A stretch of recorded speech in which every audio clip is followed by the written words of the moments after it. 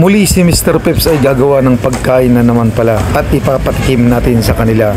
Nahugutan natin siya. Ito yung pagkain ng ibon talaga. Para sila na ang musga kung ano ang magiging tunay na lasa. Itong aking ginagawa ay ginagawa to ng karamihan nila lang. Ito'y hindi dapat kaingitan. Sariwa siya. Yung nagpapasarap talaga ng lubos sa kanya, yung tinta. Yung mga ring tularan kung nais nyo rin lang naman. So pwedeng daliri na lang natin yung ginagawa nitong napagbabalat. Dahil itong aking ginagawa ay simpleng-simple rin lang naman. Patuloy-tuloy ko nga siyang hinuhubaran. Ganun lang kasimple-simple ito. Hanggang sa tuluyan ko na nga siyang mahuhubaran ng lubusan.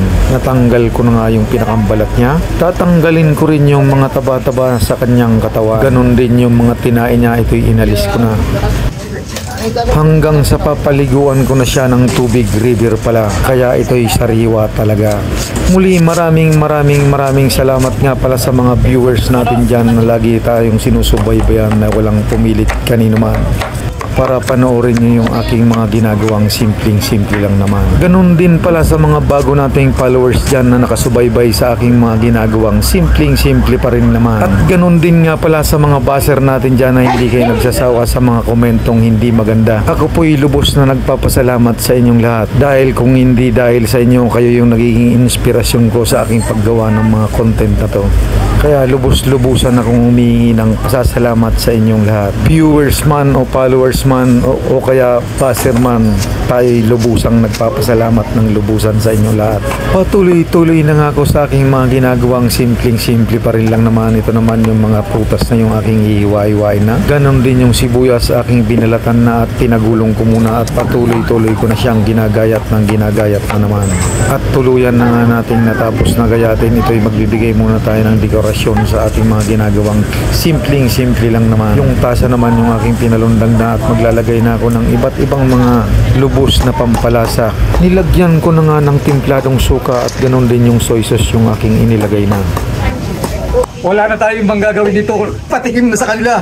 Sila yung mga suki natin na masukid dito mamimili. Ito ititikpan na nila. Try niyo, ma'am. Try natin manayang.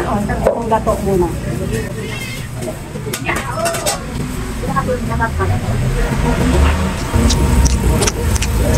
Ay, ito. Lasim. Hindi, limpo po siya. Ayaw nila ng pusit.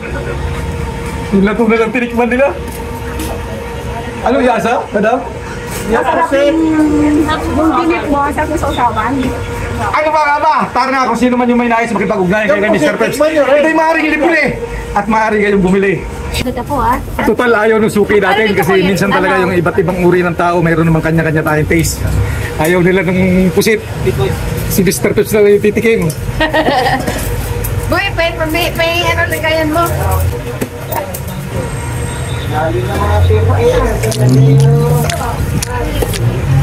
First bite. Unang-una masarap yung pusit at yung sausawan niyang suka. Masarap din. Medyo makunat nga lang pala itong pusit na to, pero sa lasa at lasa, napakasarap niya. At malinamnam talaga. Manamit siya. Tuloy-tuloy na tayo. Para malansahan natin ang lubos siya. Pwede tumikin, pwede ibalot. Kaya pa. Magkano dito? Apat na piraso. Napakalutong lato-lato. Tumutunog talaga. Ito talaga yung binabayaran ko. Kaya magsasabi siya ng kasinungalingan. Shoutout sa atin yan. Titikman niya na. Kung gaano nga kasarap talaga siya. Ayan o. Kunyari yan, porsiras. Porsiras yan. Yung porsiras, biyakin mo. Isubo mo.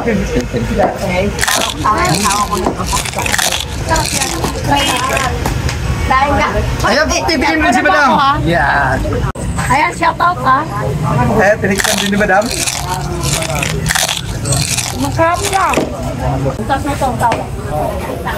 Ito yung masarap talaga rito sa parte ng pusit o kaya yung bakulan.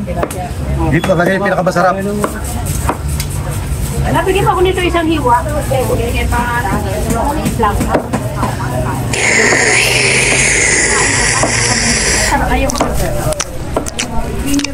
Lumalagatak yung lutong niya. Mawawala dyan, paparisan natin ito.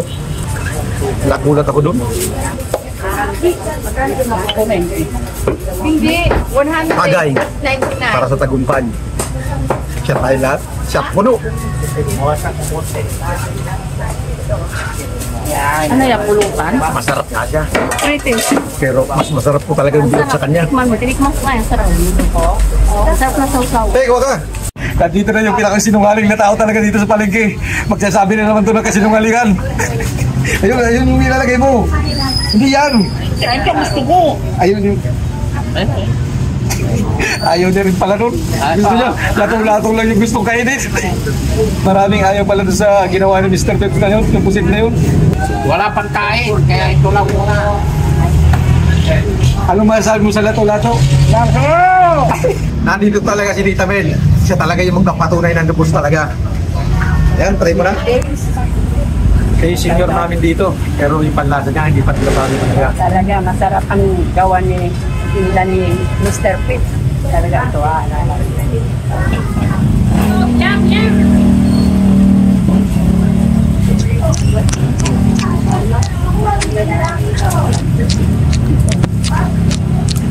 Hinanamnam niya talaga ng lubos. Ano magiging lasa? Masarap, malinamnam, malasa yung lasang beef.